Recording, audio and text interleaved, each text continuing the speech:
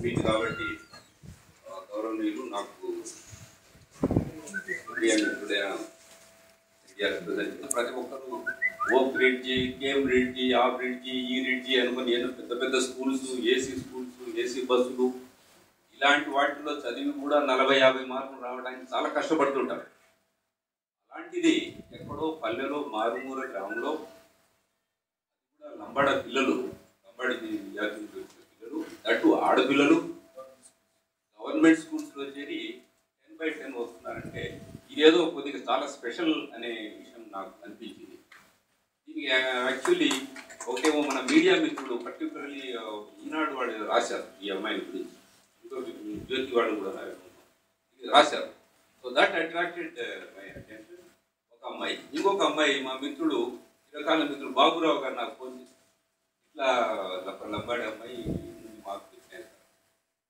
Immediately నేను చెప్పాను వాళ్ళని పిలిపించండి, నేనే వాళ్ళ దగ్గరికి వచ్చేవాడిని, కానీ నేను టాప్ ర్యాంక్స్ సాధిస్తున్న విషయం కూడా అందరికీ తెలిస్తే కనీసం జాతిలో ఆడపిల్లలంటే గౌరవము, ఆడపిల్లలంటే చాలా అణిముత్యాలనే అభిప్రాయం జాతిలో కలగాలి. దీంతో వీడిద్దరిని పిలవడం, మీ ముందు చిన్నపాటి గౌరవం చేయడం వాళ్ళకి ఫెలిసిటేట్ చేయడం జరిగింది. అలాగే ఈ గంగవరం పోర్టు వారు, నేను వాళ్ళకు డైరెక్టర్గా ఉన్నాను. నేను ఈ విషయం చెప్తూనే వాళ్ళు కూడా ఏం కావాలంటే అది చేస్తాం నాయక్ గారు మీ పిల్లలతో చెప్పారు. ఇది కేవలం అందుకని ప్రస్తుతానికి ఒక 10,000 ఇచ్చి వాళ్ళకి డ్రెస్సులు ఇప్పించి గంగవరం పోర్టు వారు ఎప్పుడు మీద వాళ్ళకి ఎవరైనా సరే వాళ్ళు సహకారాలు అందించడానికి ఉంటారు. ఇది గంగవరం పోర్టు వారి సహాయంతోనే, వాళ్ళ సహకారంతోనే జరిగింది. ఇంకా వాళ్ళు చెప్పారు నాకు, వీళ్ళకి నెక్స్ట్ ఫీజులు అలాంటివి ఉన్నప్పుడను మేమే చేస్తామని చెప్పారు.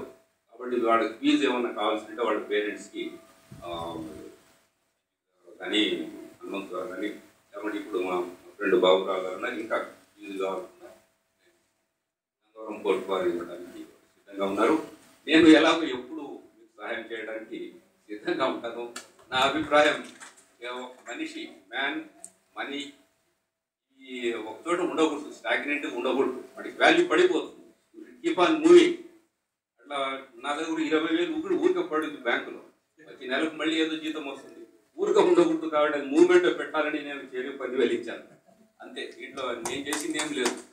లేకపోతే మనీ దాచుకోవడంలో గొప్పతనం ఏం లేదు. మనీ ఇంకొకరికి ఇవ్వడంలో, ముఖ్యంగా ఎక్కడైతే అవసరం ఉందో అక్కడ ఇవ్వడంలోనే దాని ఆనందం ఉంది, దాని బ్యూటీ ఉంది. నేను ఆ సిద్ధాంతాన్ని నమ్ముతాను. ముఖ్యంగా ఇట్లా బీద పిల్లలు పైకి రావడం చాలా ఆనందంగా ఉంది.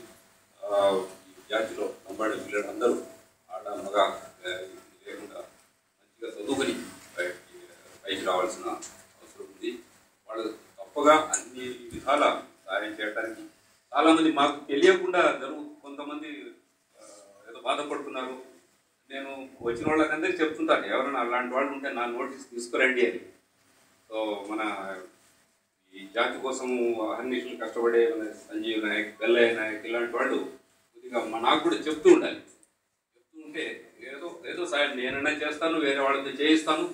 ఎంతో కొంత వాళ్ళకి కావాల్సిన 100% కాకపోయినా మనం 10% అన్న వాళ్ళకి సాయం చేసి